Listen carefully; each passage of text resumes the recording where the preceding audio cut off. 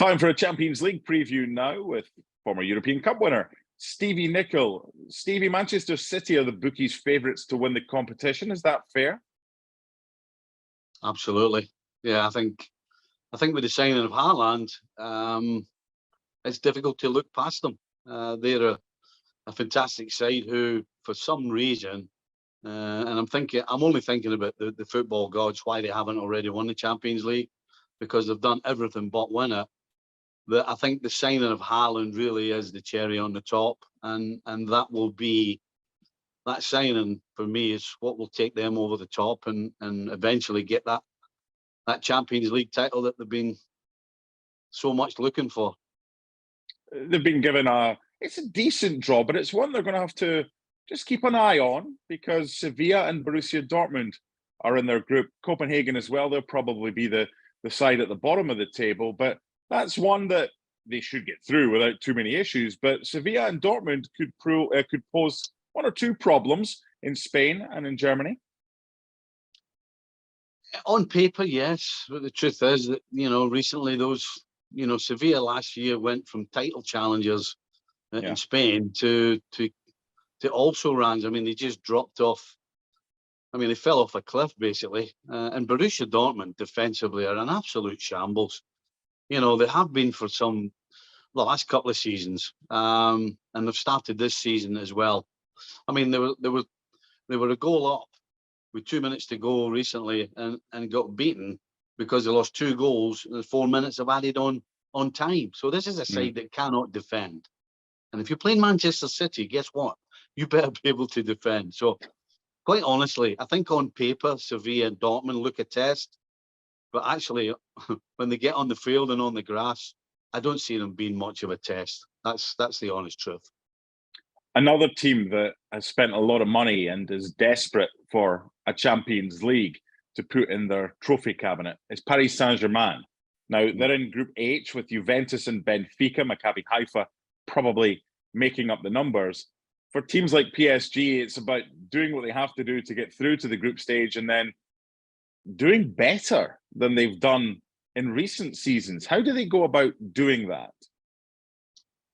Well, by all accounts, they've actually started, in my opinion, doing what they have to do to be better when it comes to the knockout stages. For so long in the French league, things have been so easy for them that, they just needed to throw in a 20 minutes of quality during the league season and games, win the game, and then just sort of lie down and play out time. From what I believe this season, under the new manager, Galtier, this is a team that's actually playing from the first minute to the last minute. And so for me, when it comes to Champions League against proper teams that are going to put them under pressure from the first minute to the last minute, that's exactly what they need, game in and game out. And that will prepare them, in my opinion, for the tough rounds and the knockout stages of the Champions League. Because from leads that they've had in those games, they've just, in my opinion, lost energy. They've lost the legs. Teams have capitalised and scored 2 and 3 goals to completely turn the ties around. And it's bit them on the backside. So I believe this year that's not going to happen. So I think PSG this season are in a better position to take that final step. A bit like Manchester City, take that final step and maybe win this tournament. Yeah, all it takes is a nasty draw in the knockout stages when it puts Man City against PSG and one of them gets knocked out again. So you do need a little bit of luck. PSG are the second favourites with the bookmakers. Joint third favourites, Bayern Munich and Liverpool. I want to chat a little bit about your former club here, Stevie. And the group that they're in, it could have been nicer. Ajax and Napoli and Rangers, who'll relish having Liverpool at Ibrox and going down to Anfield. Before we even get to what could they do in the knockout stages, you haven't got any concerns that they won't get to the knockout stages from that group, have you? No, I don't. Listen, I think Ajax this season are rebuilding again. They've lost.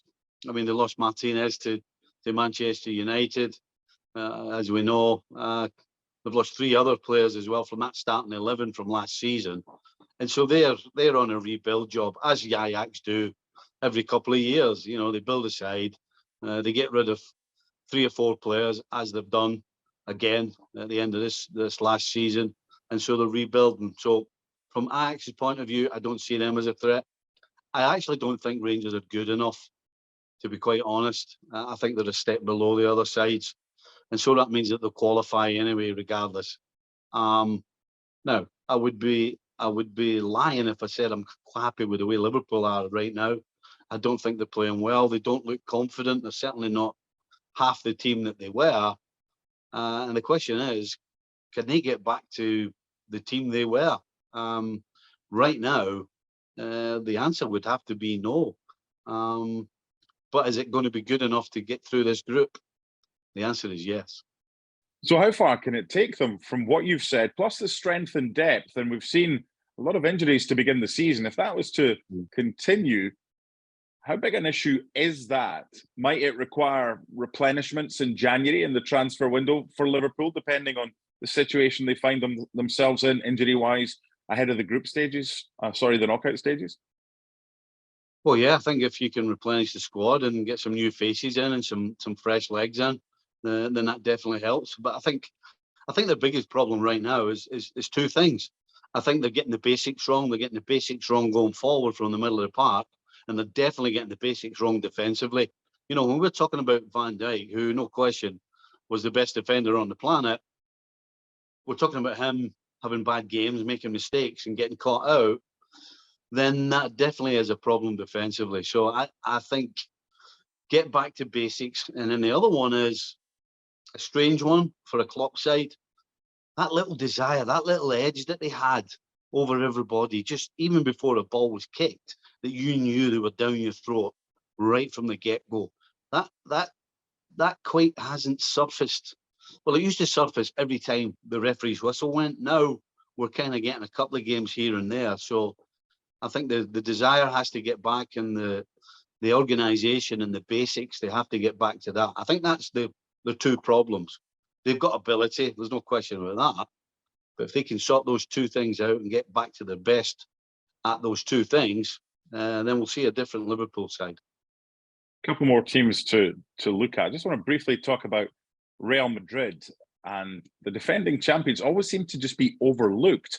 They're double digits, odds-wise, for another Champions League title. They know how to get the job done.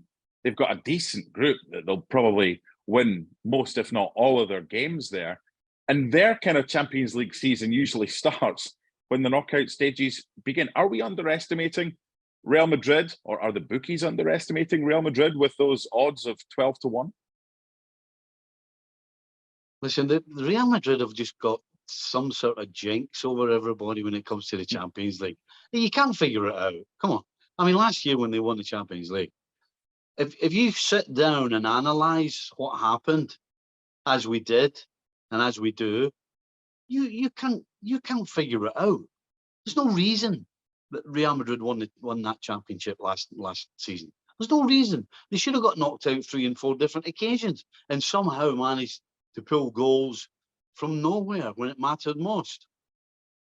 You try and explain that to somebody, because I'm fed up trying to do it. You can't.